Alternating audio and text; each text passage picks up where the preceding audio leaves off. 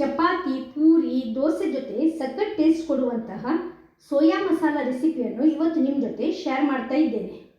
ತುಂಬ ಸುಲಭವಾದ ರುಚಿಕರವಾದ ಈ ರೆಸಿಪಿ ರೆಸ್ಟೋರೆಂಟ್ನಲ್ಲಿ ಸಿಗುವಷ್ಟೇ ರುಚಿಯಾಗಿರ್ತದೆ.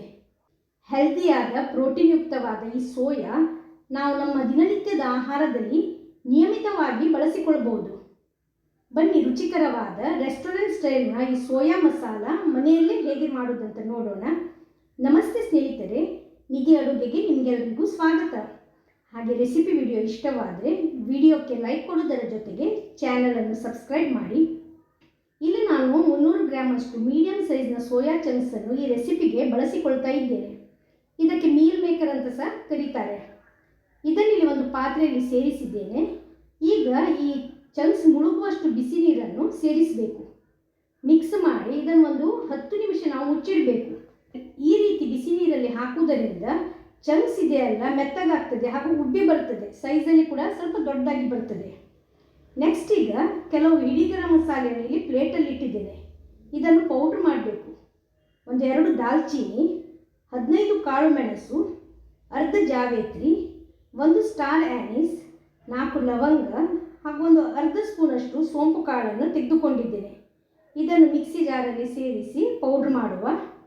ಹುಡಿ ಮಾಡಿದ್ದು ಆಗಿದೆ. ನೀವು ಇದರ ಬದಲಾಗಿ 1 ಸ್ಪೂನಷ್ಟು ಗರಂ ಮಸಾಲೆ ಹುಡಿಯನ್ನು ಸಹ ಸೇರಿಸಬಹುದು. ಈ ಬದಿ ನೋಡಿ, ಬಿಸಿ ನೀರಲ್ಲಿ 10 ನಿಮಿಷ ಹಾಕಿಟ್ಟ ಸೋಯಾ ಚಂಕ್ಸ್ ಕೂಡ ಚೆನ್ನಾಗಿ ಸಾಫ್ಟ್ ಆಗಿದೆ, ಉಬ್ಬಿ ಬಂದಿದೆ. ಈಗ ಇದರಲ್ಲಿರುವ ನೀರಿನ ಅಂಶವನ್ನು ನಾವು ಚೆನ್ನಾಗಿ ಹಿಂಡಿ ತೆಗಿಬೇಕು. ಎಲ್ಲ ಚಂಕ್ಸ್ನಲ್ಲಿರುವ ನೀರಿನ ಅಂಶವನ್ನು ಈ ರೀತಿ ಕಂಪ್ಲೀಟಾಗಿ ಹಿಂಡಿ ಒಂದು ಪಾತ್ರೆಯಲ್ಲಿ ಇಲ್ಲಿ ಇಟ್ಟಿದ್ದೇನೆ. ಈಗ ಕಡಾಯಿಯಲ್ಲಿ 2 ಸ್ಪೂನಷ್ಟು ಎಣ್ಣೆಯನ್ನು ಸೇರಿಸಿ ಗ್ಯಾಸ್ ಫ್ಲೇಮನ್ನು ಆನ್ ಮಾಡಿದ್ದೇನೆ. ಇದು ಬಿಸಿ ಆದ ತಕ್ಷಣ ಒಂದು 10 ಗೋಡಂಬಿ ಬೀಜವನ್ನು ಸೇರಿಸಿ ಒಂದು 2 ರಿಂದ 3 ನಿಮಿಷಗಳ ಕಾಲ ಹುರಿಬೇಕು. ಲೈಟಾಗಿ ಇದರ ಕಲರ್ ಚೇಂಜ್ ಆಗುವಾಗ ಒಂದು 4 ಬ್ಯಾಡಗಿ ಮೆಣಸನ್ನು ಸೇರಿಸಿ ಫ್ರೈ ಮಾಡಿಕೊಳ್ಳುವ. ಮೆಣಸು ಕೂಡ ನೋಡಿ ಇಲ್ಲಿ ಲೈಟಾಗಿ ಕಲರ್ ಚೇಂಜ್ ಆಗಿದೆ. ಈಗ ಇದರಲ್ಲಿ ಒಂದು 2 ರಫ್ ಆಗಿ ಕಟ್ ಮಾಡಿದ ನೀರುಳ್ಳಿಯನ್ನು ಸಹ ಸೇರಿಸಬೇಕು. ನೀರುಳ್ಳಿ ಲೈಟಾಗಿ ಕಲರ್ ಚೇಂಜ್ ಆಗಿ ಇದರ ಹಸಿ ವಾಸನೆ ಹೋಗಬೇಕು. ಅಷ್ಟು ಹೊತ್ತು ಇದನ್ನು ಫ್ರೈ ಮಾಡಬೇಕು. ನಂತರ ಇದರಲ್ಲಿ 2 ಟೊಮೆಟೊ ತುಂಡು ಮಾಡಿದ್ದು ಸೇರಿಸಿ ಫ್ರೈ ಮಾಡಿಕೊಳ್ಳುವ. ಇವೆಲ್ಲ ನಂತರ ಗ್ರೈಂಡ್ ಮಾಡಲಿಕ್ಕಿದೆ, ಹಾಗಾಗಿ ಇವೆಲ್ಲವನ್ನು ನಾನು ರಫ್ ಆಗಿ ಕಟ್ ಮಾಡಿದ್ದೇನೆ. ಟೊಮೆಟೊ ಸ್ವಲ್ಪ ಮೆತ್ತಗಾಗಬೇಕು, ಹಾಗಾಗಿ ಫ್ಲೇಮನ್ನು ಲೋ ಅಲ್ಲಿ ಇಟ್ಟು ಮುಚ್ಚಿ ಇದನ್ನು ಒಂದು 5 ನಿಮಿಷಗಳ ಕಾಲ ಬೇಯಿಸಿಕೊಳ್ಬೇಕು. ಬೇಯುವಾಗ ನೀರು ಸೇರಿಸುವ ಅಗತ್ಯ ಇಲ್ಲ. ಇಲ್ಲಿ ನೋಡಿ, ಟೊಮೆಟೊ ಒಂದು 5 ನಿಮಿಷ ಲೋ ಫ್ಲೇಮಲ್ಲಿ ಬೇಯಿಸಿದ್ದು ಆಗಿದೆ. ಈಗ ಫ್ಲೇಮನ್ನು ಆಫ್ ಮಾಡುವ. ಫ್ಲೇಮ್ ಆಫ್ ಮಾಡಿದ ನಂತರ ಇದರಲ್ಲಿ 1 ಹಿಡಿಯಷ್ಟು ಕೊತ್ತಂಬರಿ ಸೊಪ್ಪನ್ನು ಸೇರಿಸಬೇಕು. ಇವೆಲ್ಲ ತಂದ ನಂತರ ಮಿಕ್ಸಿ ಜಾರಲ್ಲಿ ಸೇರಿಸಿ ಫೈನಾಗಿ ಮಸಾಲೆಯನ್ನು ಗ್ರೈಂಡ್ ಮಾಡುವ. ನೆಕ್ಸ್ಟ್ ಈಗ ಅದೇ ಕಡಾಯಿಯನ್ನು ಗ್ಯಾಸಲ್ಲಿಟ್ಟು ಫ್ಲೇಮ್ ಆನ್ ಮಾಡಿ 1 ಸ್ಪೂನಷ್ಟು ಎಣ್ಣೆ ಹಾಗೂ 1 ಸ್ಪೂನಷ್ಟು ತುಪ್ಪವನ್ನು ಸೇರಿಸಬೇಕು. ಇಲ್ಲಿ ಇವೆರಡು ಬಿಸಿಯಾಗಿ ತುಪ್ಪ ಮೆಲ್ಟ್ ಆದ ಮೇಲೆ ಅರ್ಧ ಸ್ಪೂನಷ್ಟು ಜೀರಿಗೆಯನ್ನು ಸೇರಿಸಬೇಕು. ಜೀರಿಗೆ ಫ್ರೈ ಆಗಿ ಇಲ್ಲಿ ಸಿಡಿಯಲು ಪ್ರಾರಂಭವಾಗಿದೆ.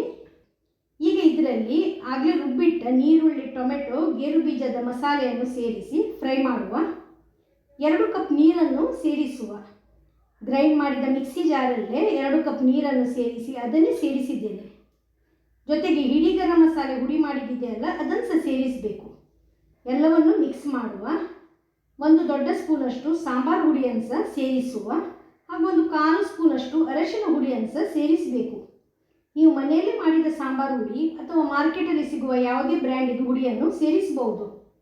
ನೀವು ಸಾಂಬಾರು ಹುಡಿಯ ಬದಲು ಒಂದು ಅರ್ಧ ಸ್ಪೂನ್ ಕೊತ್ತಂಬರಿ ಹುಡಿ, 1/4 ಸ್ಪೂನ್ ಜೀರಿಗೆ ಹುಡಿ ಹಾಗೂ ಒಂದು ಅರ್ಧ ಸ್ಪೂನ್ ಅಚ್ಚಕಾರದ ಹುಡಿಯನ್ನು ಸಹ ಸೇರಿಸಬಹುದು.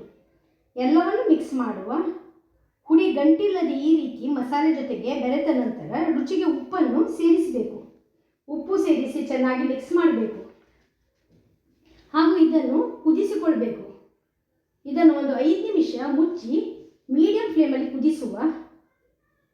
ಈಗ ನೋಡಿ, 5 ನಿಮಿಷ ಇದನ್ನು ಮಸಾಲೆಯನ್ನು ಕುದಿಸಿದ್ದು ಆಗಿದೆ. ಗ್ರೇವಿ ನೋಡಿ ಗಾಢವಾಗಿ ಬಂದಿದೆ. ಗೇರು ಬೀಜ, ನೀರುಳ್ಳಿ, ಟೊಮೆಟೊದ ಪೇಸ್ಟ್ ಸೇರಿಸಿರೋದರಿಂದ ಒಳ್ಳೆ ಥಿಕ್ನೆಸ್ ಬಂದಿದೆ. ಈಗ ನೀರಿಂದ ಸ್ಕ್ವೀಸ್ ಮಾಡಿಟ್ಟ ಸೋಯಾ ಚಂಕ್ಸನ್ನು ಇದಕ್ಕೆ ಸೇರಿಸಬೇಕು. ಈ ಮಸಾಲೆಯಲ್ಲಿ ಇದನ್ನು ಒಳ್ಳೆ ಮಾಡಿ ಮಿಕ್ಸ್ ಮಾಡುವ. ಮೀಡಿಯಂ ಫ್ಲೇಮಲ್ಲಿ ಇದನ್ನು ಒಂದು 5 ನಿಮಿಷ ಬೇಯಿಸಿಕೊಳ್ಬೇಕು. ಚಂಕ್ಸ್ ಆಲ್ರೆಡಿ ನಾವು ಒಂದು 10 ನಿಮಿಷ ಬಿಸಿ ನೀರಲ್ಲಿ ಹಾಕಿರುವುದರಿಂದ ಸಾಫ್ಟ್ ಆಗಿರ್ತದೆ. ಇದು ಬೇಯಲಿಕ್ಕೆ ಒಂದು 5 ನಿಮಿಷ ಸಾಕು. ನೋಡಿ, ಈಗ ಒಂದು 5 ನಿಮಿಷ ಬಿಟ್ಟು ಮಸಾಲೆ ನೋಡಿ ಚೆನ್ನಾಗಿ ಕುದಿ ಬರ್ತಾ ಇದೆ.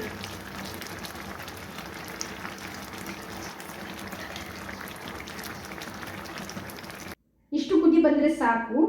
ಚಂಕ್ಸ್ ಕೂಡ ಒಳ್ಳೆ ಬೆಂದಿದೆ.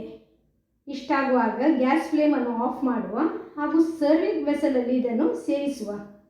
ನೋಡಿ ಎಷ್ಟು ಕಲರ್ಫುಲ್ ಆಗಿ ಬಂದಿದೆ ನೋಡಿ, ಅಷ್ಟೇ ಟೇಸ್ಟಿ ಕೂಡ ಆಗಿದೆ. ಹಾಕಿರುವ ಇಡೀ ಗರಂ ಮಸಾಲೆ, ಗ್ರೈಂಡ್ ಮಾಡಿದ ಸಾಮಗ್ರಿ ಜೊತೆಗೆ ಸೋಯಾದು ಫ್ಲೇವರ್ ಸೇರಿ ರೆಸ್ಟೋರೆಂಟ್ನಲ್ಲಿ ಸಿಗುವ ಸೋಯಾ ಕರಿಗಿಂತ ತುಂಬ ಟೇಸ್ಟಿ ಆಗಿದ್ದು ಬರ್ತದೆ. ಇದನ್ನು ನೀವು ಚಪಾತಿ, ರೋಟಿ, ನಾನ್, ಪರೋಟ ಯಾವುದ್ರ ಜೊತೆ ಕೂಡ ಸರ್ವ್ ಮಾಡ್ಬೋದು. ರುಚಿಯಂತೂ ಎಕ್ಸಲೆಂಟ್ ಆಗಿರ್ತದೆ. ನಾನಿದ್ದನ್ನು ಇಲ್ಲಿ ಚಪಾತಿ ಜೊತೆಗೆ ಸರ್ವ್ ಮಾಡ್ತಾ ಇದ್ದೇನೆ. ಹೆಲ್ತಿ, ಟೇಸ್ಟಿ, ಕಲರ್ಫುಲ್ ಹಾಗೂ ಸಿಂಪಲ್ ಆದ ಈ ಸೋಯಾ ಮಸಾಲ ಇಷ್ಟವಾದರೆ ವಿಡಿಯೋಕ್ಕೆ ಲೈಕ್ ಕೊಡುವುದರ ಜೊತೆಗೆ ಚಾನಲನ್ನು ಸಬ್ಸ್ಕ್ರೈಬ್ ಮಾಡಿ, ಶೇರ್ ಮಾಡಿ. ಧನ್ಯವಾದಗಳು.